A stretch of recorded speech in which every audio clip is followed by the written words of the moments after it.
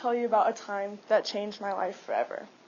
About 6 years ago, we adopted a little boy named Xander.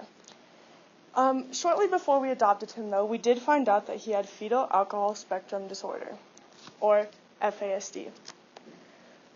You don't have to be pregnant to know that you're not supposed to drink alcohol while a baby is in the womb.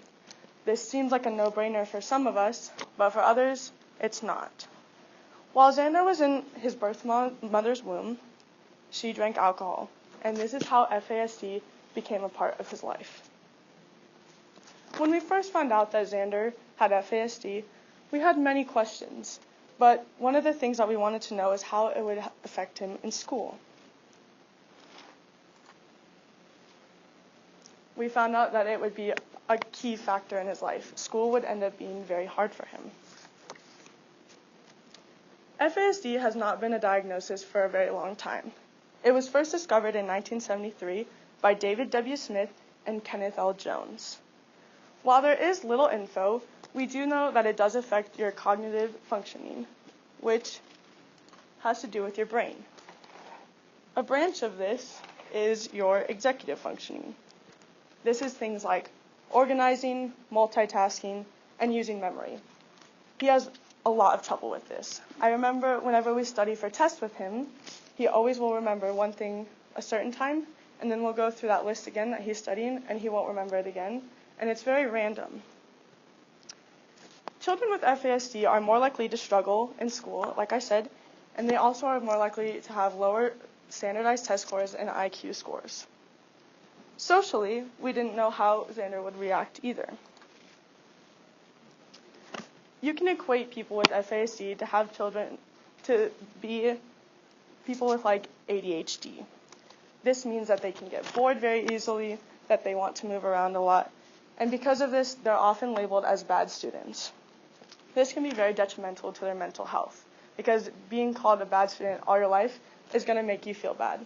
So, they need somebody in their life who's going to be a strong character for them. This can be somebody like their teacher or a family member. There are no certain classes that children with FASD should be put in. However, it is pretty crucial that they do get extra help while doing their homework, projects, and studying for tests. I know something that we did with Xander was we had their teacher move him to a quieter area in the room or by her desk. That way she could watch him at all times. And also for tests and big projects, he was put in a different room to get the distraction of other students away from him.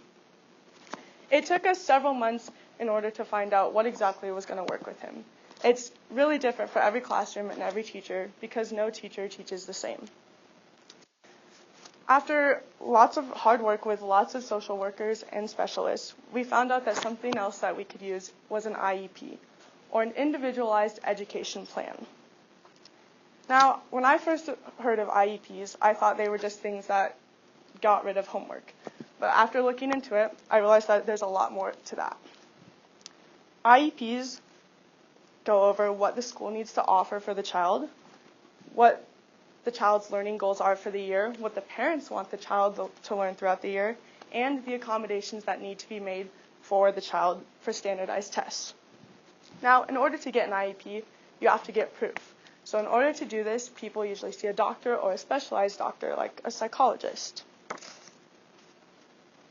Now, what's something you guys think of when you think of something that is active, releases energy, and makes friends? Some of you probably thought of sports.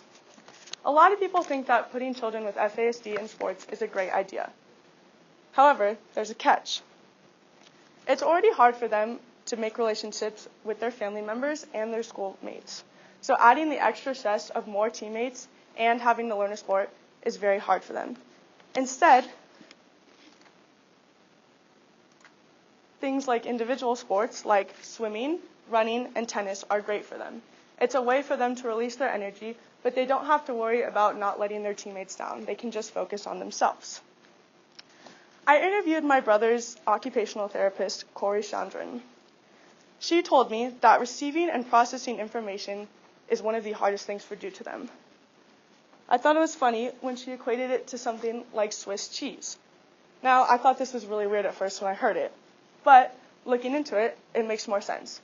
The holes are in random places, and some of them are deeper than other ones. You never know exactly where they're going to be on the cheese. That's exactly what like FASD is. You never know exactly what they're going to have problems with, or what they're going to struggle with, or how prominent they're going to be in their life. It's not like diabetes where you know that you'll probably have troubles with insulin levels or blood sugar. She also told me that while it is normal for them to have lower IQ scores, they often do get the same scores as other children. And for this, they can get misidentified because they probably had to work twice as hard to get that score than the person next to them. So they don't always get noticed for having a problem and will just be pushed under the rug. I asked her if she thought that schools did a good job of aiding children with FASD or any learning issue for that matter. She said that it's hard because teachers usually have to teach to the middle group. And she said not only do the people with lower IQ scores and who are struggling in school get left out, but also the children who are doing very well in school. I asked her what are some ways that the schools can improve on helping these people. She told me that they could expect more out of children. And when I heard this, I thought it was really weird because that sounds like it'll just be work for the children. But she said that when the teachers believe in the children, they'll believe in themselves.